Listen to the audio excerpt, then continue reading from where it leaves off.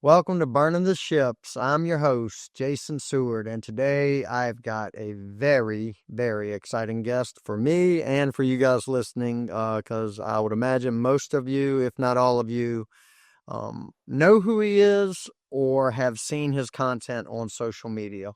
And today I've got Dan Oliver from Dano's Seasonings. So, before I get into all of that, let me tell you JJ's joke of the week. If you've been following along, or if maybe this is your first time listening to the podcast, one thing we've started doing is I've asked my son, or actually he asked me, so let me be clear about that, if he could give me a joke to read every episode we do. So I've started implementing that, something fun for us, something fun for him to know that I'm putting into the podcast.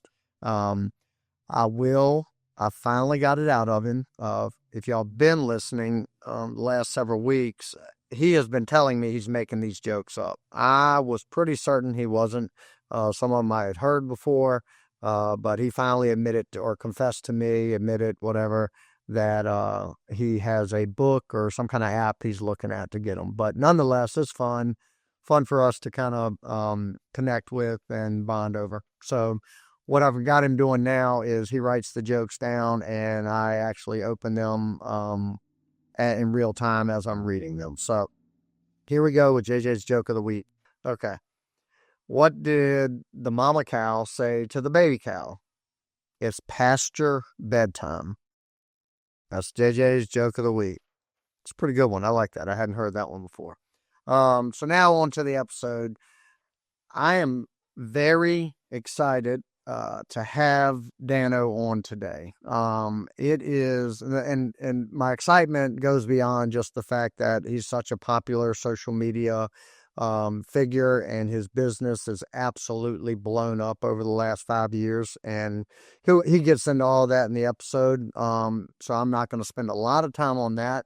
But it's pretty cool with this podcast. I've talked about it several times before, but I don't just try to reach out to people that have a lot of influence and followers and stuff like that. Early on, I might have been motivated to do that just to kind of pick up the audience for the podcast, and expose the podcast to people's audience and stuff like that. But nowadays I just reach out to people that I think have a good story and I personally want to talk to. So I don't really pay much attention to the downloads and stuff that come with that or how big somebody's audience is. I've had folks that on here that don't even have social media. So, the motivation was just to talk to them and hear their story. Dano is not that. He's got social media and he's got a big following, over 10 million followers across all platforms. And but that's not the reason I reached out to him. I could reach out to anybody with that size following. But I reached out to him because a couple months ago I saw a video he posted, and I had seen a lot of his videos over the years. I followed him for a long time. But a lot of his videos, most of them are cooking and using his seasoning and promoting that. I've used his seasoning for a couple years now. Love everything he's ever put out. And it is a mainstay in our pantry. But I saw a video of him talking about the early days of Dano's, and I hadn't heard his story up to that point. I'd never heard him on a podcast or seen him in an interview or anything like that. I've just seen his cooking videos, the reels and stuff that pop up. But this particular one was a longer form video of him talking about his story, which he will get into in this episode. And as soon as I saw that, I was like, man, I'm gonna take a shot here. I know his social media is probably guarded or has a third party managing it or somebody on his team managing it. So there's a good likelihood that my message would not get through to him, but I gave it a whirl. So I shot him a message on, I believe it was Facebook, and within a couple days he responded. And he responded that he would love to come on. And so I sent him the link, and it wasn't long after that he was scheduled to come on the podcast. So obviously that was exciting for me because I'm excited to share his story and to get or just to break through to somebody that probably gets flooded with not hundreds, but thousands of messages throughout every week. So that was exciting to me. And then a cool story, kind of a coincidental thing. Once we had that interaction, Again, his reels pop up as I'm scrolling quite a bit. I'll see maybe one or two a week. But after we had that interaction, the algorithms or whatever promotes his stuff just flooded my feed. Every time I got on social media, he was there again. Another video. So a video popped up literally the day after we did that interaction and scheduled the podcast and everything, of him removing skin from a piece of salmon. I had never seen that. I made a video of me doing that myself. And I thought I had discovered something through his video that nobody knew. Found out quickly, a lot of people knew this, and I was really one of the only ones in the dark about this. But it was a cool way to, kind of we made the connection through social media, and then I saw one of his reels, and now I've implemented it, and I'm eating salmon like a bear right now, because I now know how to take skin off salmon the very quick and easy way. Now, I know a lot of you are hearing this and rolling your eyes because you think the skin on salmon is the best part. I respectfully disagree. I don't like it. I want it off my salmon, so there's that. So, before we get into the interview, I'm going to give Dano a proper introduction, and I'm going to read a little bit from his bio, and then we'll turn it over and he'll share, his story and stuff like that, which I think all of you will find inspiring, motivating, all the things that come along with it. So Dan Oliver, he's the founder and owner of Dano's Seasoning. He's a native of Louisville, Kentucky. He's known to many as Dano. He's an entrepreneur and the visionary founder of Dano's Seasoning. What began as a dream in his grandmother's kitchen has flourished into a nationwide sensation, with Dano's Seasoning available in over 18,000 retailers across the United States. And I believe that number's up to over 20,000 now and growing. Born in 1981 and raised in Louisville, Kentucky, Dan's journey began in his grandmother's kitchen. Every Sunday, she would invite the family over and cook up delicious fried chicken. Dan noticed the care she put into her ingredients and cooking. The experience instilled a deep appreciation for the power of food to unite people and bring happiness. Dan attended Trinity High School, initially aspiring to be a high school quarterback, and later pursued dreams of becoming a professional pool player. Though life took him on a different path, these aspirations instilled resilience and determination, qualities that laid the foundation for his future success. The story of Dano's Seasoning began during his college years, as Dan experimented with seasoning blends while cooking chicken thighs, which planted the seed for what would become Dano's Seasoning in 2015. While working as a bartender and cook, Dan spent years using the recipe. After more than a year perfecting the recipe, designing the logo, and creating the beloved mascot, Little Danny, the first bottle of Dano's was sold in August of 2016. Amid the challenges of the 2020 pandemic, Dan leveraged social media to promote Dano's Seasoning, using TikTok to reach a massive audience. His engaging content helped grow a loyal community of over 10 million followers, known as the Dano's Fanos, who share a passion for bold flavor and inspire others to explore creative, healthy cooking. For Dan, Dano's is more than a business, it's a lifestyle. Whether he's crafting new blends or sharing recipes, Dan remains passionate about changing the way people season their food. When he's not freestyling in the kitchen, you can find him playing golf, fishing, or connecting with fans. His journey is a testament to perseverance, creativity, and a relentless drive to inspire people to enjoy cooking with real, natural flavors, one table at a time. So please welcome in Dano on Burning the Ships. Dano, welcome to Burning the Ships, my man. Thanks for having me. I'm excited about this. I am too, man. I've been following along with you since, like we talked about before we started recording, since COVID. And that's kind of when everything popped off for you. But I know there's a lot more to the story than that. And but recently, it wasn't until recently I saw a video you posted that kind of told your story. And immediately I was like, I got to get him on here because your story fits the theme of this show, with the burning the ships and no looking back, no plan B.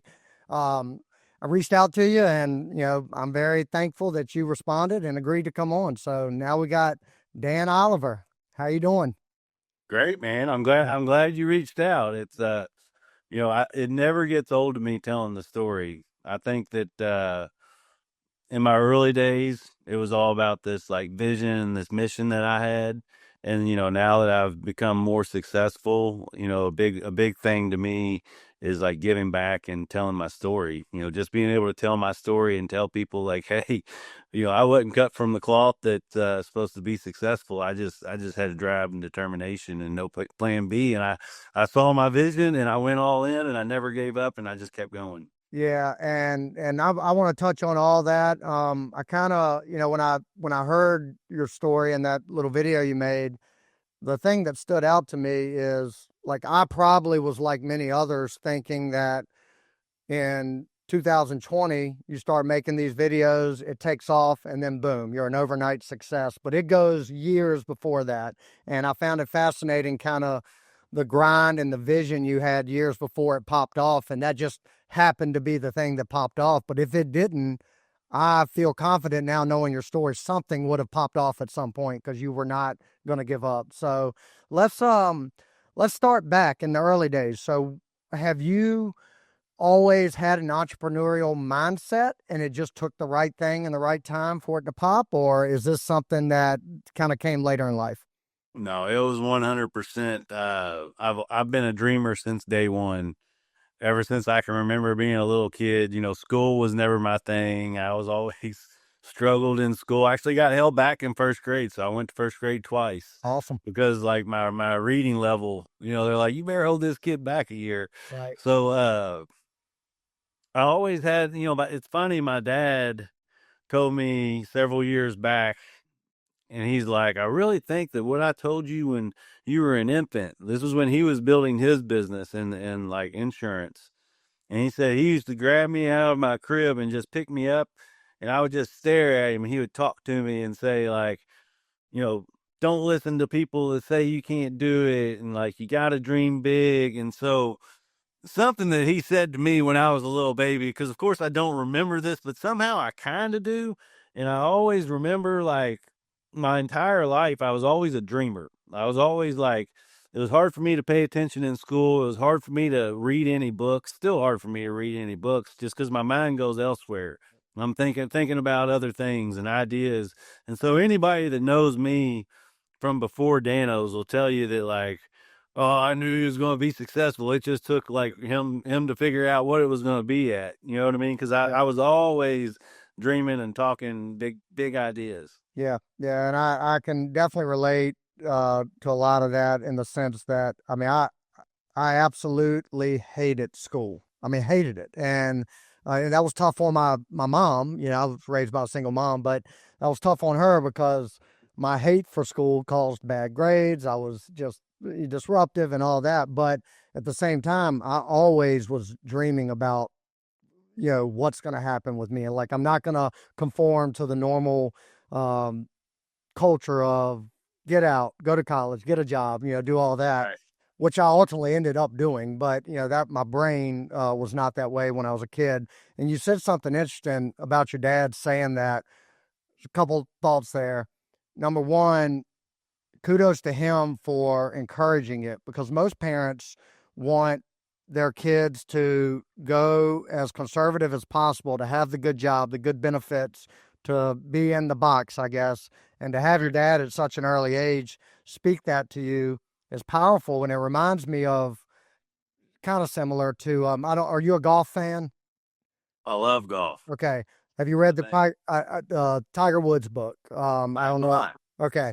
There's a section in there talking about how his dad, when he was an infant, would sit him in a high chair in the garage, and his dad had like a simulator in his garage and would just sit there for hours hitting balls with Tiger just sitting there eating snacks, watching him. And he feels that it ingrained in him that vision of a swing and stuff like that. And then he developed it later in life. So that you telling that story kind of reminded me of So you're the Tiger Woods of seasoning, if you will. So I love that. I've never heard that story. I need to go. I need to go get that audio book. yeah, yeah, yeah.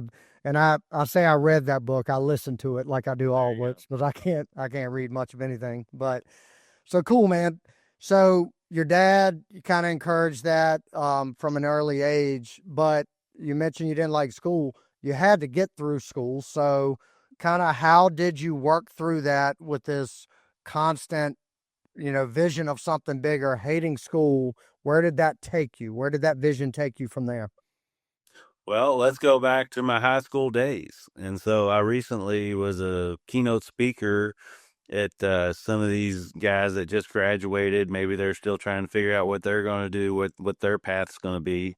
And I kind of told the Trinity guys, because Trinity's like a very well known high school around these parts, and I kind of told him, I said, I might not tell these kids what you want to hear, because I wasn't the one that paid attention. I wasn't the one getting straight A's by any means. Barely graduated.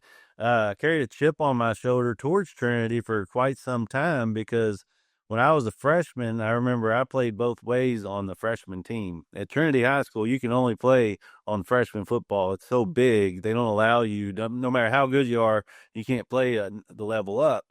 So I was the only kid freshman year that played offense and defense both ways, strong safety and tight end, but I wasn't quick enough to play quarterback.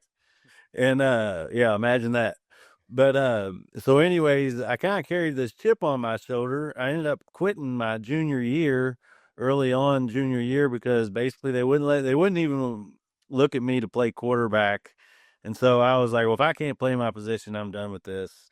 And I should have gone back out maybe senior year when they got a new coach in. I didn't. And I kind of like always was a little salty about that. And it's funny, I picked up, I was always a competitor. I always had older brothers, two older step brothers. E- Everything in my life was always a competition. So I picked up billiards and I thought I was going to be a professional pool player. Oh, okay. I didn't. I had no intentions of going to college. Didn't even take SAT or ACT. And well, anyways, as soon as it's time to start playing pool, I played my first professional tournament, and literally like 2 days later, I get in a head-on crash, broke my hand, broke this bone, this finger was sticking sideways, and that was all that happened. And it was kind of like that's a sign.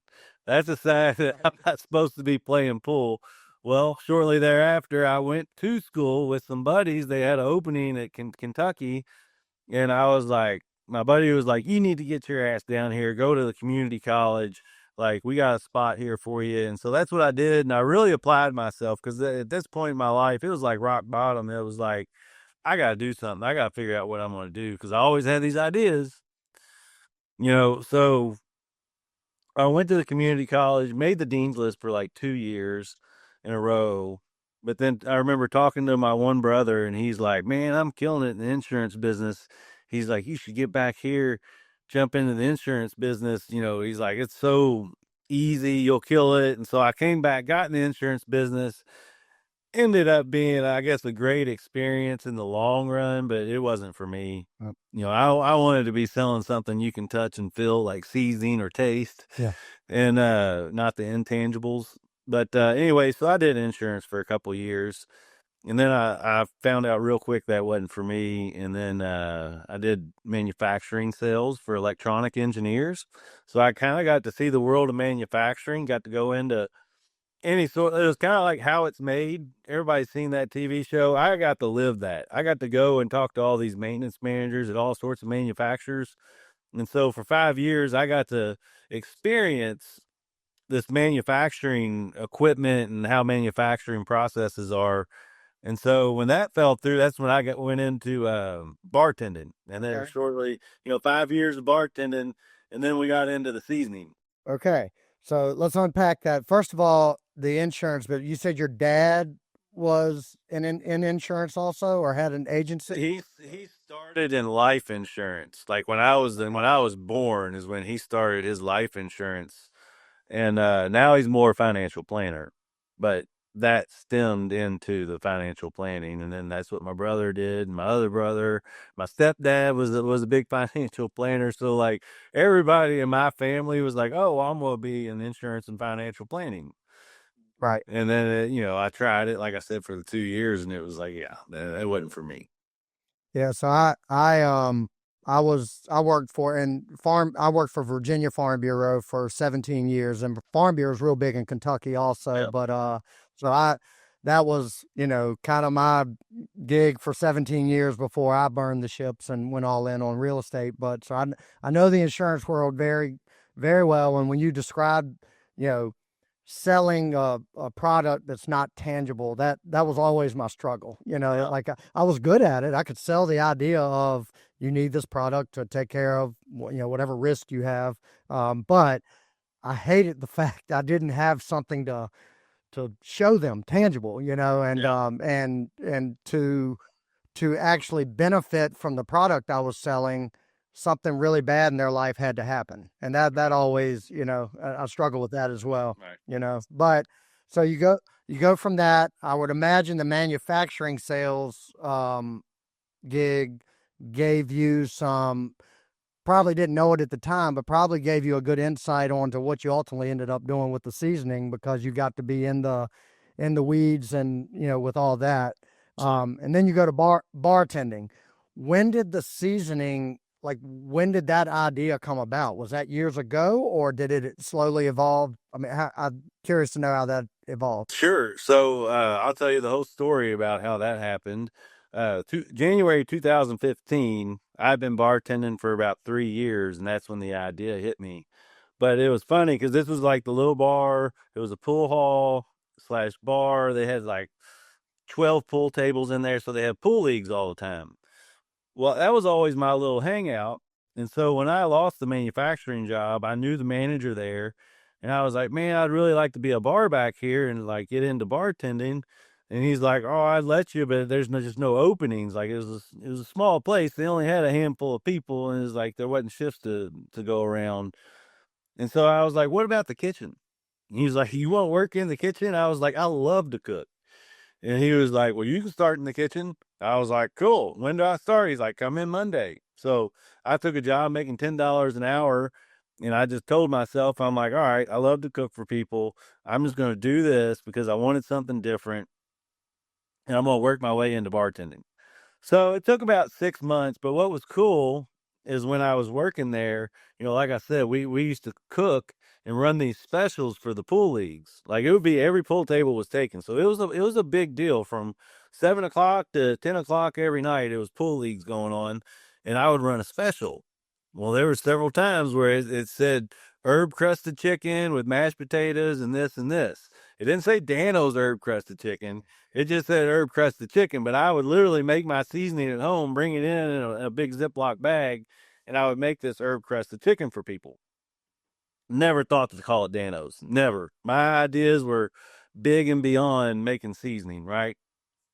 So finally worked my way into the bartending, and then about 3 years into it, the first 3 years, it allowed me to play golf whenever I wanted to golf. It allowed me to do whatever I kind of wanted to do. I just had to work my shifts, and then it was a free a pretty cool lifestyle. But then after 3 years of doing it, I'm like, I can't do this the rest of my life.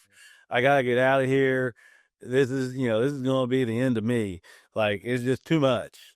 And Right. so I had already brought this chicken in before and made it for specials. And it wasn't until this one day, it was a Monday, January 2015, so literally a little over 10 years ago. And I remember bringing this chicken in Monday, or 5 o'clock's the shift change because they're open during the day too, but there's never anybody there at 5 o'clock. Shift change, there's one guy sitting there, and I was like, man, you want some of this chicken I brought in? He was like, yeah. So I gave him a piece of chicken, and he took one bite, and he's like, this is the best chicken I ever had. Why aren't you selling this? And I was like, Danos, don't sell the chicken, sell the seasoning. That's literally all I'm doing is putting this seasoning on the chicken. And so So it hit you right then. right That was the light bulb. that was the Okay. aha moment. Yeah. I had to work, because we stay up until 4 o'clock in the morning. I remember even trying to get somebody to come in and work for me because I was so eager to get home and start Googling and YouTubing how I'm going to start the seasoning business. And so I knew it was going to be called Danos. I knew I had this flavor that was totally unique and unlike anything on the market. It hit me like a ton of bricks. I knew exactly what I was going to do. All these other ideas I had in my life, and some of them I actually tried to chase a little bit. Spent like $2,000 on a disposable toothbrush. But once I got to the point where I needed like 20,000 more, I'm like, yeah, that ain't what I want need to be doing. But it was like this. Right here, cooking it and for people is my love language. And so it just made all the sense in the world.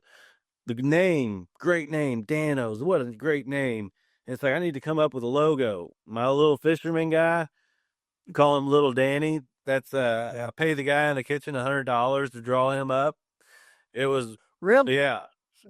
That's awesome. Then. Yeah. So that was my idea, like a Huckleberry Finn character, but I knew I needed somebody to draw it and not use like clip art from the internet. So literally I had him draw up this state of Kentucky, had some farm animals. It took about 3 weeks or so to get this picture finalized because I had this big vision of the state of Kentucky, little farm animals. Little Danny had a chicken, had a fishing pole.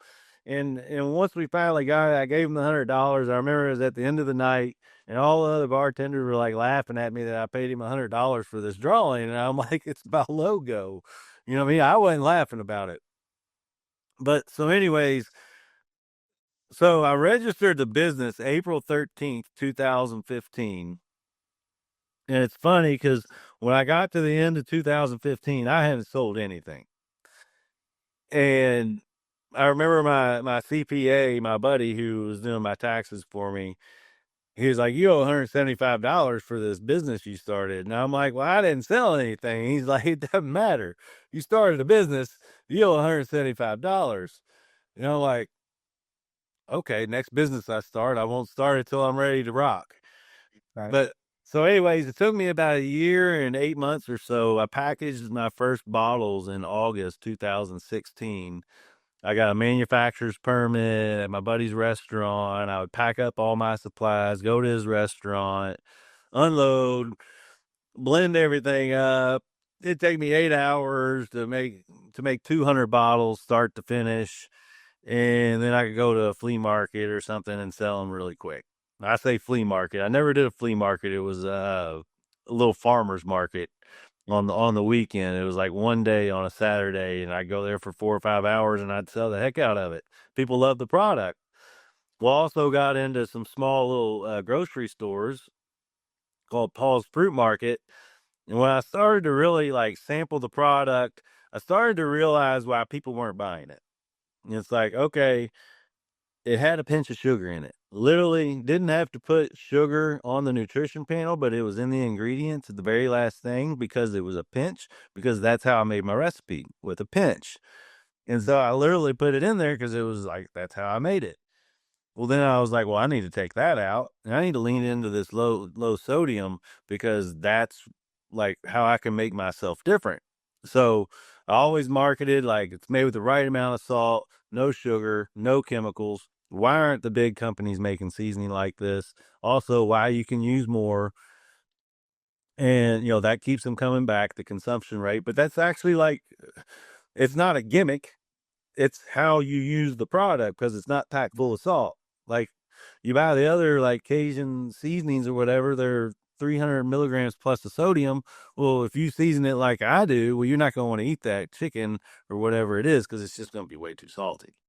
Right. And you're appealing to it's a big demand for like, and this is a good thing, but culturally we are all becoming more health conscious and stuff like that. So every diet or anything's calling for a low sodium type of seasoning, and you're filling that demand. So I would imagine that opened up a big market for you as well. Yeah. And so, I mean, so at this point, I've repackaged the product.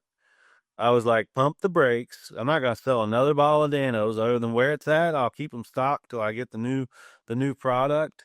And let me see here. I'm gonna grab a bottle real quick. So this was the original bottle. Okay. Of course, it was green and red. Yeah. I'll grab the red. So this is what I moved to. So this was the original, and this is what it moved to. And basically, I was like, all right, I need to highlight these value props. And I needed to get to a $5 price point. So that's what I did. And then once I did that, that was June 1st, 2017. And I remember my dad, he always used to be like, you need to go do one of these big flea markets. And I'm like, I am when I'm ready. Like that's my goal is when I get to the point to where I'm ready and I got this new package, I'm going to the flea market. And so this was 4th of July flea market. There's the company called Stewart's Promotion here in Louisville. And they have like Seward? Stewart's. Seward? Stewart's. Oh, okay, gotcha. And they have like 5 or 6 of these every year. And they're like 4-day flea markets. And at least like 10,000 people are coming out there. Like they're big. They're a big deal. It's not a little farmer's market. And so my goal was to sell $1,000. And I ended up selling like almost 4,000. It was like $3,700. And I remember after that was over, and I remember sitting in the parking lot of Kroger and talking to my dad on the phone. I was like, yeah, I did $3,700. I was like, I'm never going to work for anybody ever again. I was like, this is it. Now I know what I need to do. I just need to find more big flea markets like this. Flea markets, state fair, what have you. And so... Can I pause you for 1 second? Yeah. I got one question. Sure. All right. So I'm trying to follow the timeline here. So were you still working at the bar while for the idea hit you January 2015? Yeah. You start selling, making it, you pumped the brakes, you kind of rebranded it. Yep. Now you're in summer of 2017. Did you work at the bar that whole time? Yep. Okay. All the way up until basically that first flea market. Okay. And then once I had that success, it was like, okay, with the margin that I had, which I didn't really understand what margins were then. Yeah. But like, selling $3,700, there's a good chunk of change to live off of. But I also knew I was trying to grow a business. So I wasn't just like, okay, I can take this money and go spend it. It was like reinvest, buy more product. And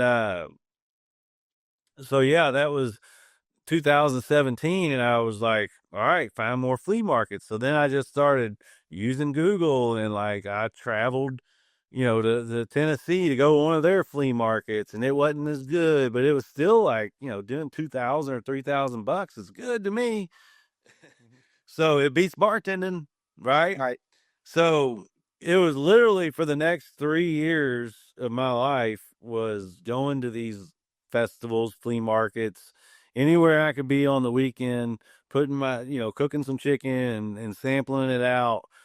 I knew that I could just keep building my business. And that's what I did. So, $40,000 in 2017 is what I did. And then it was $110,000 in 18. And then it was like 210 in 2019. And so I kept building my business. I was doubling my sales each year, and people love the product. When I would see people that have seen me before, they're like, "Oh, we use this on everything," and like I just knew I had something special that I could never give up on. I always tell people this: I started the business because of the flavor, and then it just turned out it happened to be healthy. That wasn't by design. Right. And then I leaned into it. Like I identified that and I leaned into it. And then the third thing was that the first state fair I did right after that first flea market, I remember being out there giving a sample, and this lady was taking the sample, and she was like, "This is dang good." And it went right over my head. I didn't even get it. I was like, Right. no sugar, no chemicals, made waste as it's supposed to be made. And she's like, no, no, no, honey. And she's pointing at Dan O's sign, and she's like, dang good. And I was like, whoa. Ding, ding, ding. Yeah, I was like, dang good. And I remember I was standing there with a buddy, and I was like, he might have been like, Dan Almighty, you don't know till you Dano. And it just started flowing out. And I was like, wow, man, like to me, because I'm such like, visionary, had this vision. And it's like how everything just kind of like the pieces of the puzzle just like fell into place, like with the being healthy, the fun of selling the product to people, saying "Dano, Mike, you don't know till you Dano," just makes it fun. And it was like I'll never give up on this. Like I knew what I was called to do, like what I was meant to be here to do, was to create this big seasoning company. Right. And so So yeah. No, go ahead. Go ahead. I'll keep rolling with the story. I'm writing down questions as you go. Sure. Well, I was just going to jump to 2020. Yeah. That's when it took off and went to the next level. But I also didn't know that. At the beginning of this podcast, you said something, you know, we don't all, I probably would have figured it out if it wasn't for TikTok. It was just a matter of time before I found the right opportunity. Life sometimes is about opportunities, and you may not always see everything as an opportunity at the time, even though it's the opportunity that you needed. And so I remember being in Michigan, and I was an hour away from this show, and it got canceled, and I had to drive all the way home, and I was listening to the talk radio the whole time and just listening to how nothing's ever going to be the same. This is changing everything forever. And I listened to Gary Vanderchuk, and I remember he was on there saying, if you're a brand right now, you need to be on TikTok, TikTok, TikTok. And I was already on TikTok, but I only had like 5,000 followers, maybe. I remember I was around 24,000 total followers, and Facebook was my biggest at like 12,000. And so, Now, were you prior to that, were you actively trying, like as you went out to shows and stuff, were you also trying to get people to follow you? oh And yeah, I mean, was that a part of your marketing? Okay, yeah, gotcha. I was all, Yep. man, it's funny because you go back to like the years of me working in that insurance and the manufacturing and the bartending. I don't have any photos from my life. Like the only photos you have of me from that point in my life would have been like if a family function or something where mom's like, get Right, this right. picture. Because I literally was like, I didn't document my life. I wasn't on social media. All my other friends were on Facebook. I had an account, but I'd look at it once a week. And so when I started the business going back to 2017, I started making videos. I was like, all right, this is what you chose to do. So I'm going to start making videos. I just need to get comfortable with that. And so that's what I did. And so I say I had 24,000 followers at the time. And that was just from, over the 3-4 years, me making videos, being at a fair, like, oh, we're out here at the state fair, come see us. So that's when I really started to document my life, my journey, what I'm doing with Danos. And so now let's get into the goodies. So COVID hits. And I remember driving home. I was like, TikTok, TikTok, TikTok. That's what I got to do. And so I remember it was about a week and a half in. Somebody introduced me to this guy here in town. He said, you need to talk to this marketing guy. He's got a large marketing company, and he's the type of guy that'll do work for a percentage of revenue. I was like, well, that's the guy I need. Somebody that's not just going to take $3,000 from me, but earn it. Yeah. And so when we met, he had 16 people at the time, and our original agreement was a $2,000 a month retainer, and he was going to get 10% of revenue, whatever he built, right? Mhm. And so it to me, to him, it seemed like I had all this low hanging fruit because I didn't know how to do all the Facebook ads and all this stuff. I used to remember throwing money at it, and it was just like money spent, got nothing in return. Right. And so we made this partnership. The next thing you know, the same day, March 18th, 2020 or 2020, was the same day I made my first viral video. And it was the crab cake video. And I was discouraged and I almost wasn't going to make it, but I pulled my phone out anyways. And I made it in just like 10 minutes and posted it to the internet. And all of a sudden it goes viral. Viral to me at that time was like 500,000 views. But guess what? Instead of doing $200 a day in sales, all of a sudden I did $800. All the comments were like, "Where's the Old Bay? Danos is trash. Nobody likes you in Maryland." Like all this like negative stuff, and I was just like, "You don't know T Dano. You don't know T Dano." Just Perfect. Yep. replying to all these comments. Well, next thing you know, the next day was like $1,000 in sales, and then I had another viral video, and it was like $2,000, and never went back. Never did it go like that for like the first 2 years. It was like this. Like if we did $10,000 this day, it was 10,100 the next day. It was just crazy. And So that had to be an immediate shift then. I mean, you go viral and now your sales are skyrocketing. Now you're kind of unplanned, but you're probably graduating from the flea markets every weekend to like, okay, let's lean into this. So yeah, I'm ready to go. And flea markets were non-existent at this point. Yeah, So that's right. yeah, he had the marketing company, and I couldn't go back to bartending either. So there was no plan B.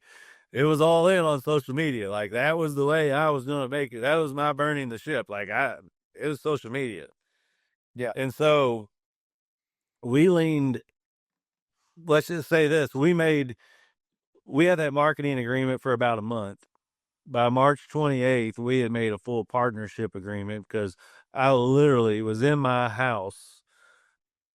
I mean, I'll show you right now. This is where I make my videos. This is my little kitchen area. This is where I used to make all the original videos, was right here. This was my fulfillment center, which is now all kitchen supplies. Yeah. But that was my fulfillment center. And this is where we do our, take the camera shots, the photos of food. And so now this is where we do all our production for food. But it used to be, that was that was my distribution center. I had Danos and packing peanuts and tape and boxes everywhere. And so we made an agreement because I mean, it was just crazy. We needed a fulfillment center. We needed to like ramp up manufacturing. Keep in mind, it's the middle of COVID. We had to take every dollar that we were bringing in and putting it into buying plastic and buying caps.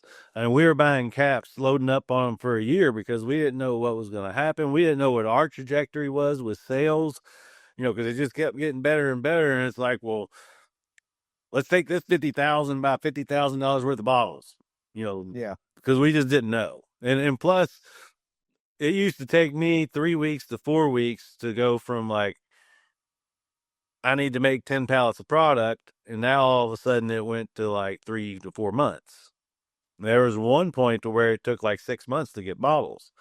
So somehow, one way or another, we never ran out of product. It was just original and spicy, the green and the red. That's how it all started. I had the original flavor and I wanted to make a spicy version of it.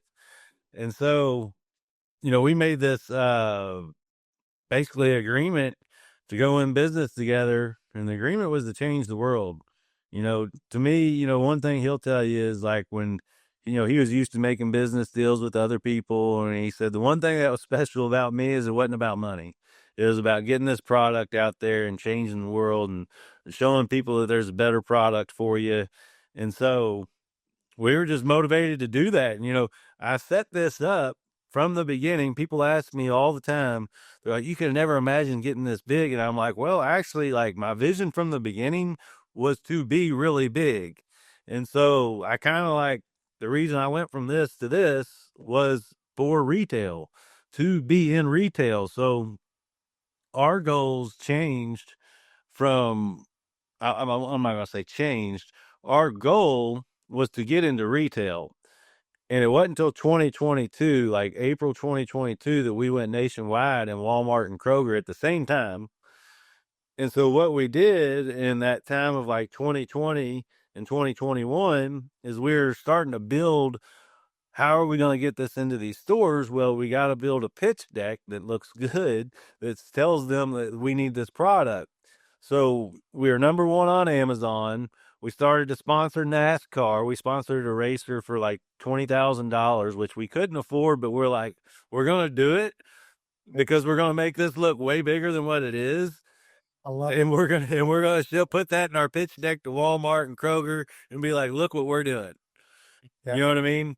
So we made ourselves bigger than what we were by doing some of these sponsorships. Super Bowl commercial, we spent $20,000 on. We couldn't afford that at the time, but it was worth every penny because we said we had a Super Bowl commercial. It's just Was that it's just regional. was that a local? Okay, yeah. I was gonna say 20,000. That barely gets you a second. Hey, Nationally. 15 seconds, $20,000. You can get a local commercial. I love it. Yeah. But y'all had a Super Bowl commercial, Correct. so you could put that on your pitch deck. Right. Got And it. we actually, the next year, we aired one in Nashville, and that was like $40,000 for 15 seconds. but there's a lot of big people in Nashville and they got national coverage. They thought it was a national commercial. So when they talked about it in their podcast, they talked about it like it was a national commercial, not knowing that it was just us placing a regional ad. Right. But that was pretty cool. Yeah. But so anyways, so we did all this work of like, hey, look at what we're doing in sales. People want this product. And I remember at the time, uh, I got interesting when the first investor came in. So we're selling ourselves to Walmart and Kroger. And I remember our broker said, how many regions of Kroger do y'all want to go in? Like, do you want the Southeast? And we're like, no, we want them all. He's like, you sure? He's like, well, ask for it. And we're like, yes, like people want our product everywhere. Look at the stats. Look at our website. People from everywhere are buying it. Same thing with Walmart. They offered us like 2,700 stores. And we're like, well, we'll give you this if you put us in all. We did that. So we went Walmart and Kroger at the same time. So, to go in these stores, it takes like 8 months of planning. They'll take you in and they'll say yes in August, but you don't go in till like April or May. And so that we had all this time to plan. Well, this is when we needed money. So my first investor was Eric Wood. He's he played for the Buffalo Bills. Yeah. He's actually their announcer. And he told me, his advisor, who we met with also, he said, he told me, no, don't do it. It was too risky. He said, but what I saw in you, he said he called it the Kobe Bryant effect, that you only invest in people that are all in. There's no plan B. Yeah. And he's like, that's what I saw in you, that you didn't have a plan B, that there was, it was Dano's or bust. And he's like, that's what I saw in Dano's and saw in you. And so, like, I made the investment without the approval of my financial advisor. And so I'd say it was a pretty good investment for him. And, Yeah. flash forward and, he came in for a chunk of money. And then it wasn't just 3 months later, we're like, wow, we really need a lot more money. This going in nationwide, Walmart and Kroger, this is what it really looks like. So we had to go raise like another $3 million. And, but that gave us the money that we needed to fund inventory. And then we go in 2022, all of a sudden, by the end of 2022, we were in 10,000 stores. So literally 2020, when TikTok happened, we're in 200 stores, 10,000 by the end of 2022. And now it's like, if you flash forward to right now, we're getting ready to be in over 20,000 because we're going into Target right now. Really? Okay. That, man, I've got so many questions.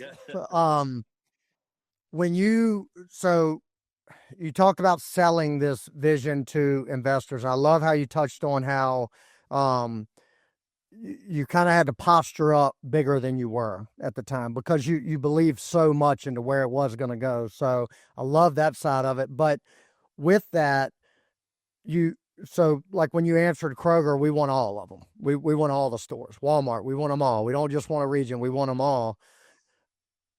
That is a kind of a ready, fire, aim mentality, right? And so when you say that and they accept, was it like an oh shit moment where you've got to now we've got to deliver on this? And that's where I guess your back was against the wall to go raise the capital to fulfill the orders, right? I mean, is that kind of what y'all went through? Pretty much. It was strike while the iron's hot. We might never have this opportunity to do this again. Yeah. If we go in and it doesn't work out the way we expect, then maybe they won't put us in the rest of the stores. So it was like strike while the iron's hot. And that was myself and my partners. Like we think very much alike. So we were like, let's go all in. Like, let's push in the chips. Yeah. I love that mentality. I do have to ask, so you things, you were doing the flea market thing and then, COVID, the TikTok pops off, everything goes from there.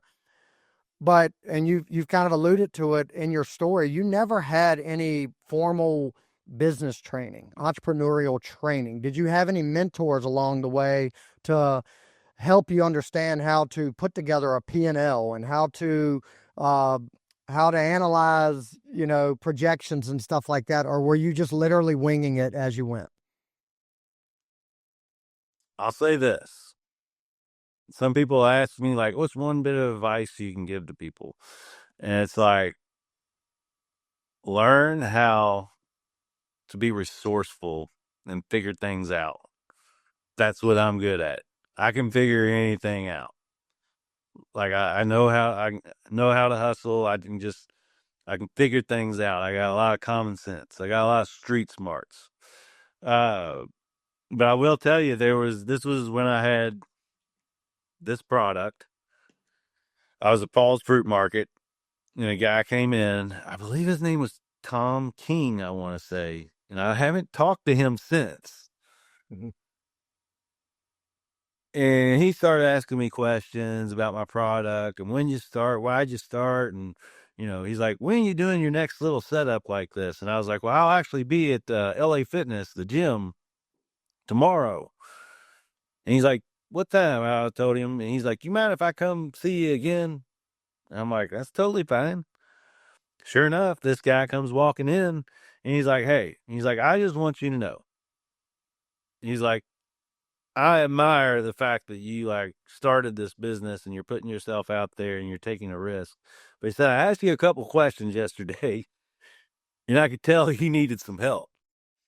So he said, I don't want you to think that like I'm going to come back and never ask you for money. He said, you'll probably never hear from me again in your life. He said, I just felt like I could help you with something. And he had this one piece of paper, notebook paper, front and back, all filled out with like, uh, break even strategy, margins, this, that, and the other. I remember one thing he told me, and I'll never forget this. He said, the one question I asked you, where I asked you, how much margin do you make? And you said 400 or something percent. He said, I knew you needed help. He said, because there's only one way to make even 100% margin, and that's only if you got something free. Right. And so he's like, when you said you had 400% margin, I knew you needed help. I love it. And so he was like, you need to learn the difference between margins and markups. He said, no business operates off markups. You have to learn what margins are. And he had this whole paper front and back. I save everything, man. I save all my little knickknacks and from the past. And that actually got eaten by a dog, believe it or not. Oh no, Like, it man, was that's awesome. I mean, that's not great. That totally would have been gone. awesome. Yeah, like there was no saving it. It was but I remember like looking at that piece of paper for years and yeah, but it's gone. Yeah. Well, that is you know, I love, and I think so. I'm in the real estate industry. That's we've got a couple different businesses within that. But there's a pretty like profound common denominator across industries that you see um with visionaries, right? The folks that have the idea and then go, and that is, you just nailed it.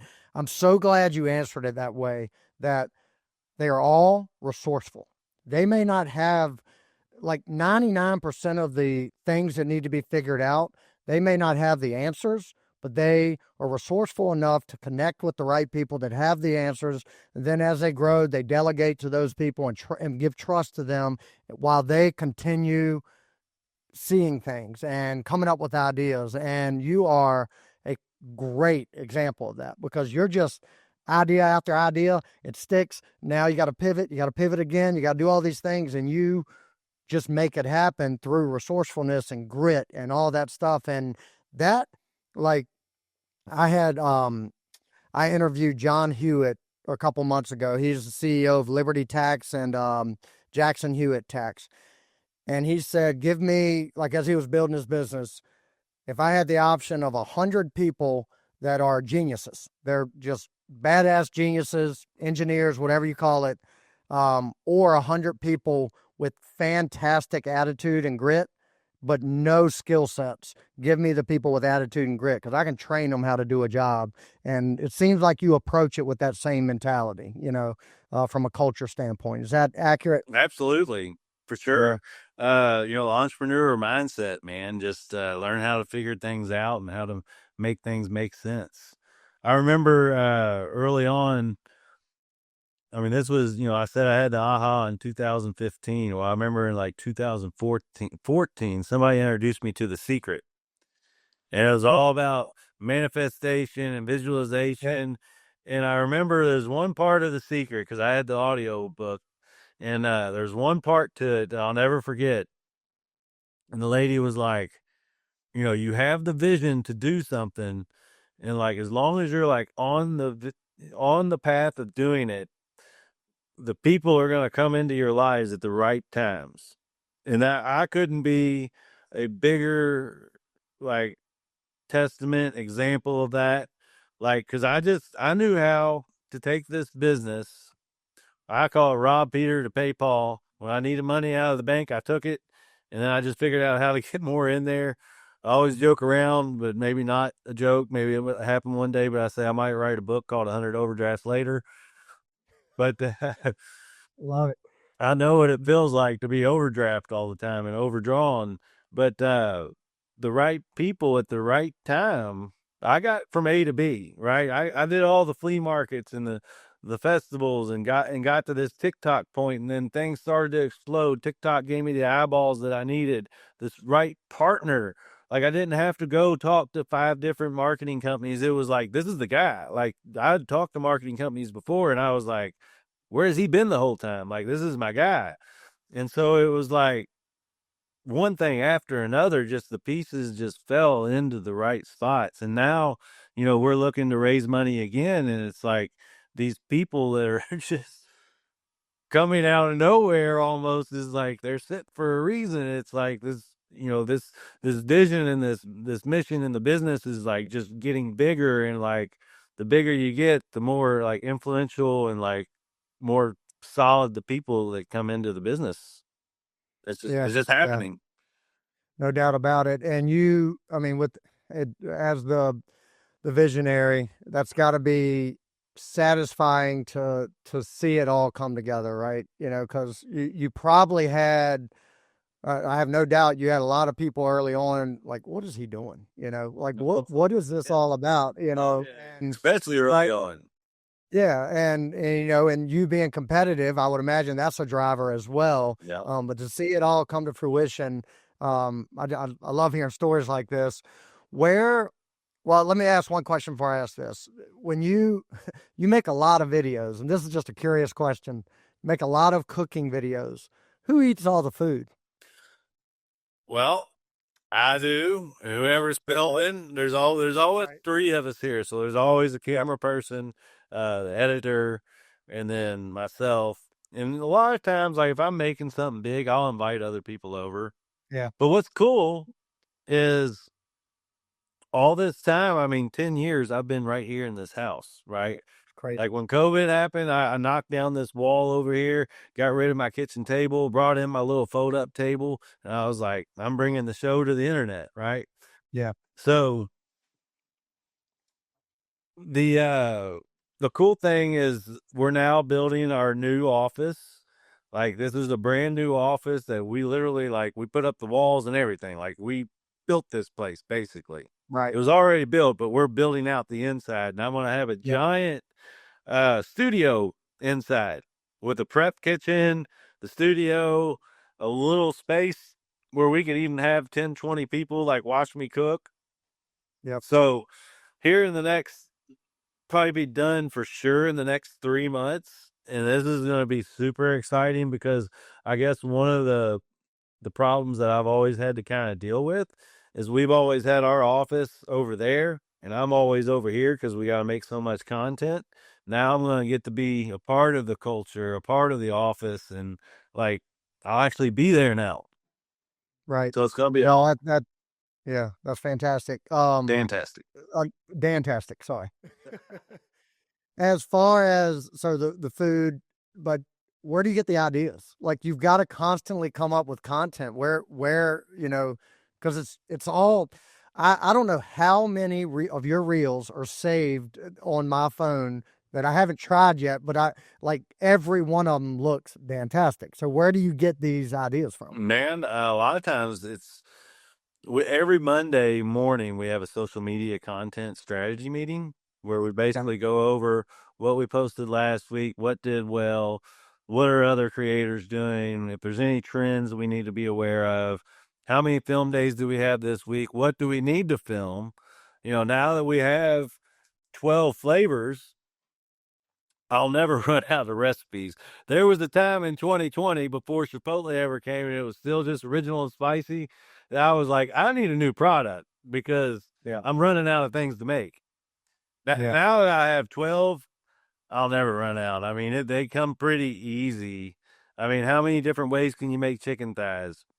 You Right. know what I mean? How many different ways, how many different topping combinations can you put on a pizza? Like, so I will. There's a couple big creators that I watch, like Sonny. That dude can cook. He's an awesome chef. So I'm not a chef. So when I actually want to see, like, okay, let's just say chicken piccata. Well, I'm not a trained chef. So if I want to make chicken piccata, I'll go watch one of these chefs that I know. I'll go type in Sonny, that dude can cook chicken piccata. And if he made chicken piccata, I'll watch that video and I'll be like, all right, I'll make that. I'll just put some Danos in it. Love it. You know what I mean? So I kind of just like, I'm good at like being able to I'm resourceful, right? I can figure it out. Get me led in the right direction and then I'll put the Danos twist on it from there. Yeah, I like that. I used some of the green top and is it the Primo, the black? I mixed it last night and put it on a venison roast. It was fantastic. The But Primo, the silver. fantastic. Yeah, Yeah. that's it. That's silver top. Yeah. There you go. All right. So now, I mean, you just said earlier that y'all are getting ready to go into 20 plus thousand stores, right? And you're still, producing the product and everything's going great there. But I don't even have to ask you this. I know that your vision now it evolves and it goes beyond this. So what is the next step? Is there going to be like co-branding with different companies to implement your seasoning into their brand? Is any of that on the horizon? Yes, there's actually quite a bit of that. We have some Dano's burger patties that are coming out in Walmart that we did with a brand partnership with the company, and that'll be coming out in the next month. So might only even be a few weeks away. I think it's April, in the middle of March. So that'll be coming out. And of course, we want to talk to some other large brands about doing some collaborations. The one big thing that's really a focus to us is to get our price down. So, we would love, the one big complaint that we always get is that we're too expensive. I understand that. I mean, to some places we're $7 and $8 for a seasoning. We get that, but we're also not the large McCormick of the world. We're not manufacturing it. We're trying to, if I could sell it for $1, we would. Yeah. So our big thing right now is we're trying to figure out like how can we get cheaper on the shelves for our customers to where, it hurts me when people won't try the product because it's $7 or $8 somewhere. It's like, man, if we could just get to like this like $6 price point, like we could win and like be number one. Because I want to be number one. We want to be the number one seasoning out there. Yeah. And it's not just the sake of like we want to be number one. It's like because we feel that we have the best product. Like who else is doing it? Like how we're doing it? Nobody. Right. Making sure it's clean ingredients and whatnot. You did a very good job walking us through the timeline, and I just want to hammer on this point. I mean, here we are in 2025. The idea happened in January of 2015. So we're over 10 years from the idea happening. This is not an overnight success. Definitely. You grinded your way through it. And I just want to hammer on that point because I see it a lot, unfortunately, where folks, they'll grind away for a year, 2 years, 3 years, and they'll give up on that vision because it's just not growing.